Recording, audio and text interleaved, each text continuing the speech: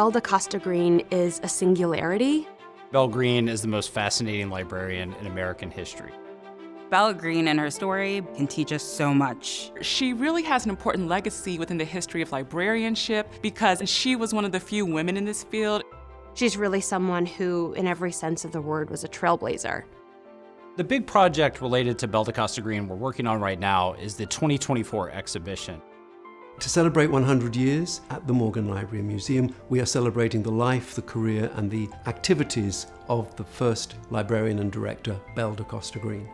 This is a way of really looking at our growth over a century and placing firmly in the center this charismatic, complicated, incredibly dynamic figure who really made the Morgans' contribution to scholarship real. Belle da Costa Greene was Pierpont Morgan's librarian, and in 1924 she became the Morgans' first director, and she held that position until 1948 when she retired. And she is really an important figure because she was an amazing librarian who stewarded this collection and grew this collection. But she was also a woman who was passing as white, but came from a Black community in Washington, D.C. Pierpont Morgan may have built this library, his son Jack made the institution, but really it was Belle Greene who realized their vision and developed it. She really is the soul of the Morgan Library.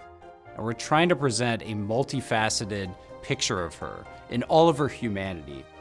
So for this exhibition, we've enlisted the help of an advisory committee. And this committee consists of academics, librarians, museum professionals, cultural heritage executives, even some collectors, to really lend their expertise to the exhibition planning process. By drawing on the expertise of all these advisory committee members, they bring new life and information and really bring their knowledge of these subjects that we might not have to really make sure that story we are putting out there is as honest as it can be. So in preparation for this exhibition, we're interpreting the objects that have been selected, thinking more broadly about how to tell this story, where we need to be more careful, and where we can really be explaining a story for the first time. Being able to see and experience firsthand some of the letters that she's written, some of the materials that she's collected, has allowed me to gain a better understanding of how she navigated this world in early librarianship and early curation. It's been so exciting to be a part of this process. Belle da Costa Greene's such an important figure to consider and raise questions about in today's day and age. I think she tells us a lot about race and gender roles, about self-reinvention and self-narrative. There's so much to explore with her story, and I'm so excited for the rest of the world to learn her story and to learn more about her. When it comes to Belle Greene, I think it is important to tell this story responsibly and convey what her life meant back then and what her life means to us now.